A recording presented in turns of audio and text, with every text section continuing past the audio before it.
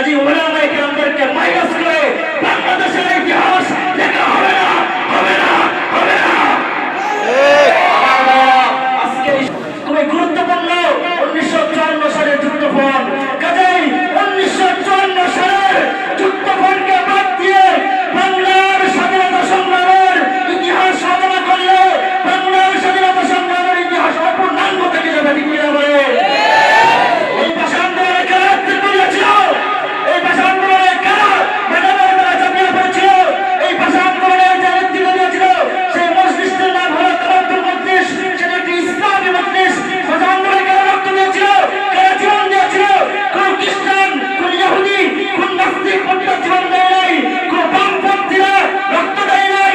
এই ভাষা আন্দোলনে জীবন দিয়েছে, রক্ত দিয়েছে আব্দুল সালাম, আব্দুল জব্বার, আবুল বরকত, রফিকুল ইসলাম, মুসলমান সন্তানরা। ঠিক কিনা বলে? আব্দুল আজিজ মুহাদ্দিসকে বাদ দিয়ে হাফেজ জামিল শহীদ রহমাতুল্লাহি আলাইহিকে বাদ দিয়ে বারকুটের সেই সংগ্রামকে বাদ দিয়ে বাংলাদেশের যদি ইতিহাস রচনা করা হয় তাহলে আমি 43 বছরে বলতে চাই এই ইতিহাসকে, আমাদের বাংলাদেশের স্বাধীনতার সংগ্রামের ইতিহাসকে কলঙ্কিত করা হবে। ঠিক কিনা বলে?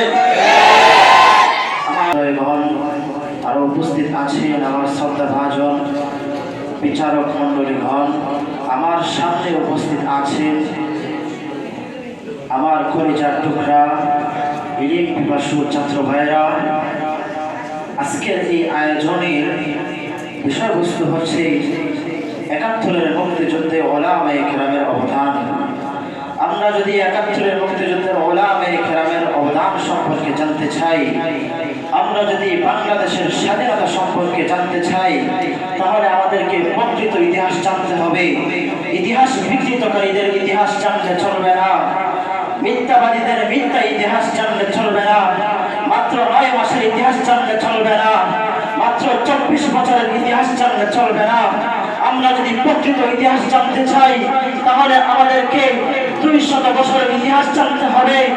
বাংলাদেশের স্বাধীনতার সঙ্গে আল্লামা শাহ আব্দুল আজিজ রহমাতুল্লাহি আলাইহির ফতোয়ার সম্পর্ক রয়েছে। বাংলাদেশের স্বাধীনতার সঙ্গে হাফেজ জামিল শহীদ রহমাতুল্লাহি আলাইহির শাহাদাতের সম্পর্ক রয়েছে। বাংলাদেশের স্বাধীনতার সঙ্গে ১৮৩১ সালের বারকুটের শাহাদাতের সম্পর্ক রয়েছে। বাংলাদেশের স্বাধীনতার সঙ্গে ১৮৫৭ সালের সিপাহী বিদ্রোহের সম্পর্ক রয়েছে। বাংলাদেশের স্বাধীনতার সঙ্গে ১৮৬৬ সালের প্রতিষ্ঠার সম্পর্ক রয়েছে। বাংলাদেশের স্বাধীনতার সঙ্গে ১৯২০ সালের আন্দোলনের সম্পর্ক রয়েছে।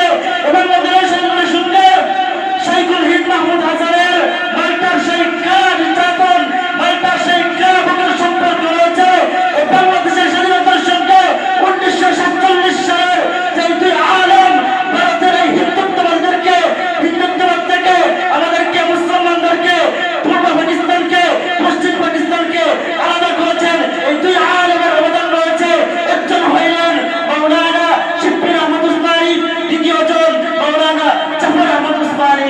ভাইরা, যখন ১৯৪৭ সালে ভারতের হিন্দুত্ববাদ থেকে মুসলিম বিশ্বকে, মুসলিম এই রাষ্ট্রকে আলাদা করা হইল, বাগবাটোয়ারা হওয়ার পরে এই বাংলার জমিন থেকে, এই গোটা ভারতবর্ষ থেকে ইহুদি খ্রিস্টানদেরকে, এই ব্রিটিশদেরকে যখন বিতাড়িত করা হলো, এরপরে দীর্ঘ ২৪টি বছর ধরে পশ্চিম পাকিস্তানিরা পূর্ব পাকিস্তানিদের অর্থাৎ বাঙালিদের উপর বিভিন্নভাবে নির্যাতন শুরু করে দিল, বিভিন্নভাবে অত্যাচার শুরু করে দিল।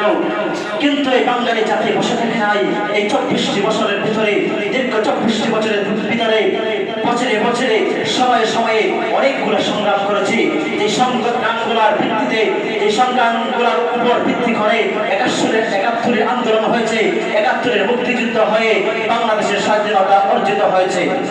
২৪টি বছরের ভিতরে যে সংগ্রামগুলো হয়েছে, সেই সংগ্রামগুলোর মধ্যে অন্যতম একটি সংগ্রাম হলো ১৯৫২ সালের ভাষা আন্দোলন।